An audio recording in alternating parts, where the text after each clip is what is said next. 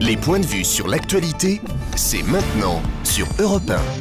Bonjour Natacha Polony. Bonjour Bruce, bonjour Julie. Bonjour. Et bonjour à tous. Ce matin, en une de vos journaux, on réclame la réforme que tous les gouvernements ont différée. Le Télégramme, retraite, le chantier repart.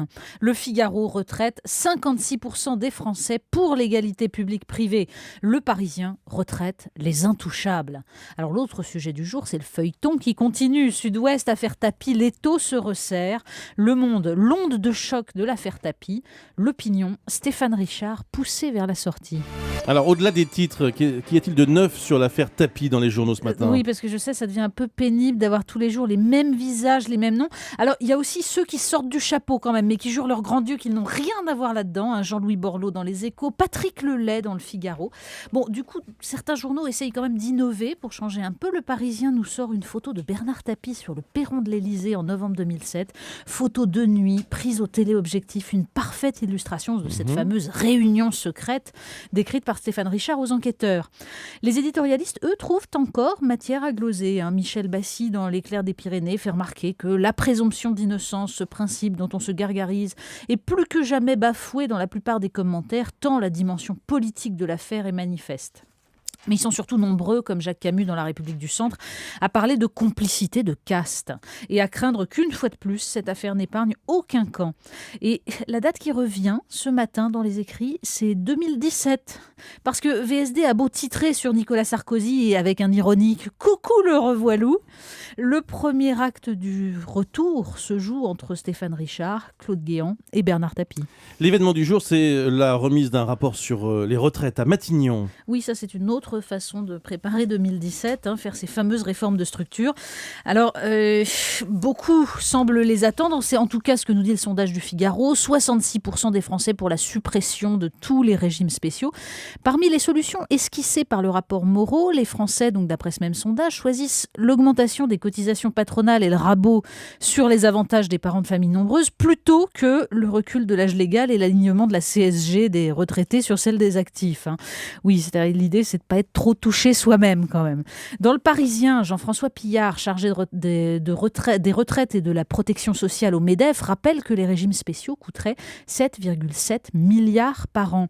Et comme l'écrit François Langlais dans Le Point, en 1993, lorsque le gouvernement Balladur, avec l'audace qui le caractérisait, a prudemment limité sa réforme aux plus faciles, les régimes privés, il a sanctuarisé du même coup les régimes d'exception. Conséquence, selon François Langlais, la reculade d'Alain Juppé en 1995 et la réforme, ça s'est mis entre guillemets dans l'article de Nicolas Sarkozy en 2008, tellement favorable qu'elle va en réalité coûter de l'argent au budget de la nation pendant au moins 10 ans.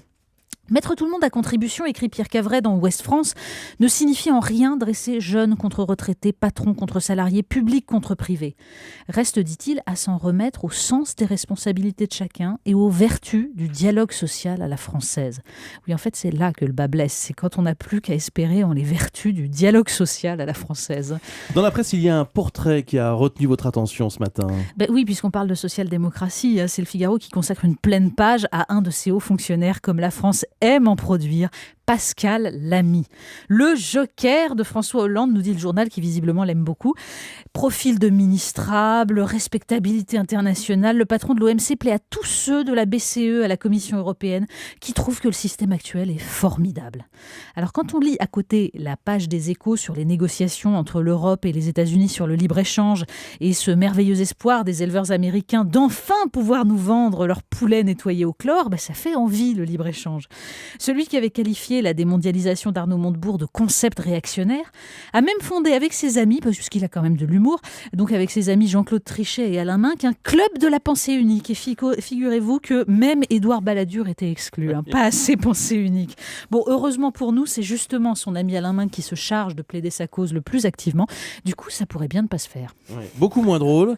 La une de Libération, oui, l'enquête chez les skins. Enquête chez les skins. Et alors, on trouve aussi dans le Point un portrait de ces mouvements qui attirent des jeunes déclassés, des petits blancs de milieu ouvrier et qui recrutent dans les régions de France où l'industrie est sinistrée.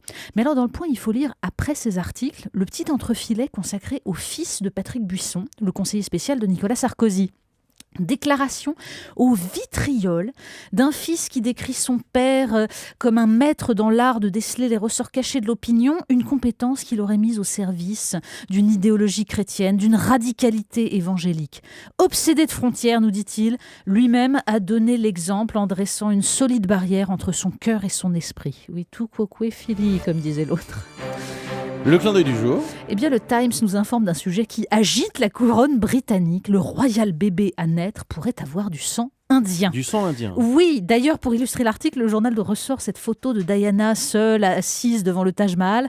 Très belle photo, hein, parce qu'en fait, c'est elle qui est en cause, ou plutôt une trisaïeule répudiée parce que son mari, qui la croyait arménienne, aurait découvert l'insoutenable vérité. Elle était moitié indienne. Et dans le testament du dit mari, il la qualifie d'ailleurs de femme de chambre.